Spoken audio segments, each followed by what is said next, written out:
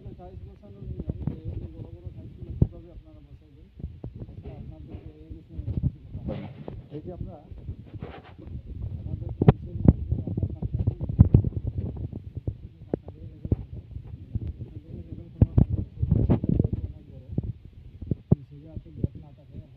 দিয়ে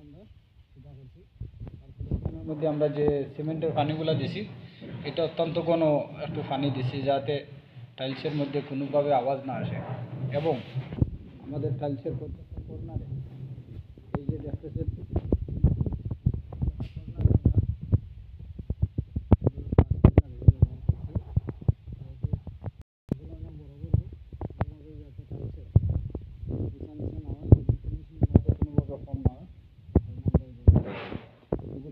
কীভাবে বসানো হয় এই যে আমরা টাইলসের জয়েন্টের মধ্যখানে আমরা এই ক্লিপগুলো বসাই যাতে এখন এই টাইলসটা অনেক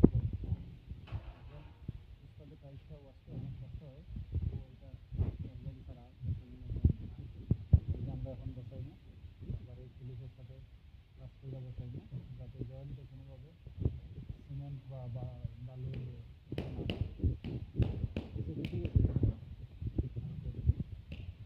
বন্ধুরা আপনারা যারা বড় বড় টাইলস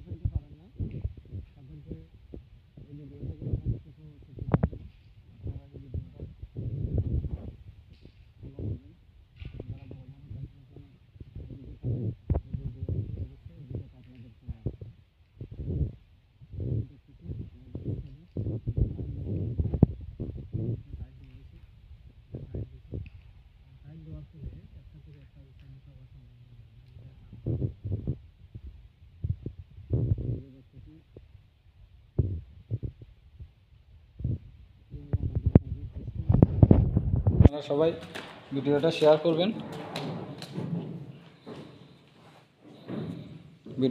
করবেন এবং সবাই পাশে থাকবেন।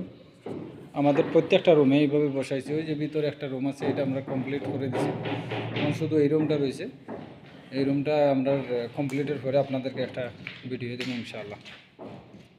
সবাই এইভাবে টাইলস বসানোর চেষ্টা করবেন এবং গুলাগুলো অবশ্যই গুলা দিতে হবে যাতে গুলাগুলোর কারণে টাইলস খুব হেভিভাবে থাকে। এই যে আমরা একটু টাইলসের মশলাগুলো দিছি এটা একটু ভিজা ভিজা এত শুকনা না এত ভিজাও না এরকম। এই যে কীভাবে গুলা মারা হয় এটা আপনারা লক্ষ্য করেন যাতে গুলা কোনোভাবে টাইলসের উপরে না যায়। টাইলসের উপরে গেলে সমস্যা নাই কিন্তু টাইলসের ফিনিশিংটা খারাপ লাগে ভরে যায় টাইলস ভরে গেলে আবার এটা মোছা অনেক ঝামেলা। এর কারণে গুলাগুলি মারার সময় সবাই একটু সতর্কভাবে মারলে ভালো যাতে টাইলসের উপরে গুলা না যায়। এই হলো আপডেট কাজের।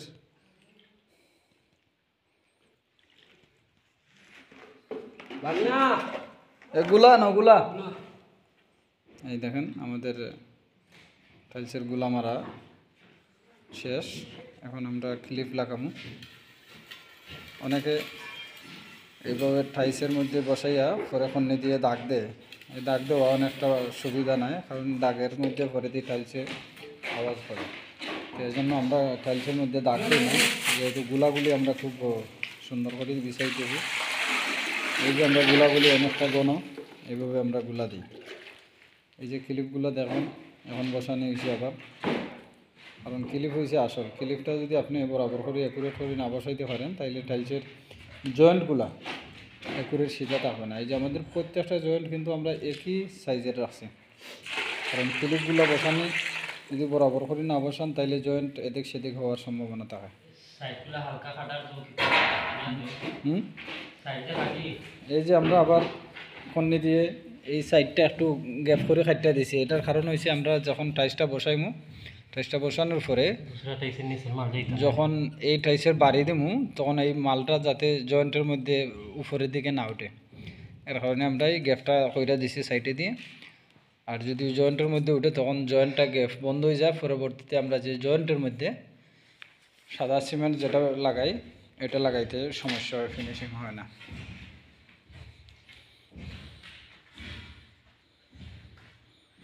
তো সবাই ভালো থাকবেন।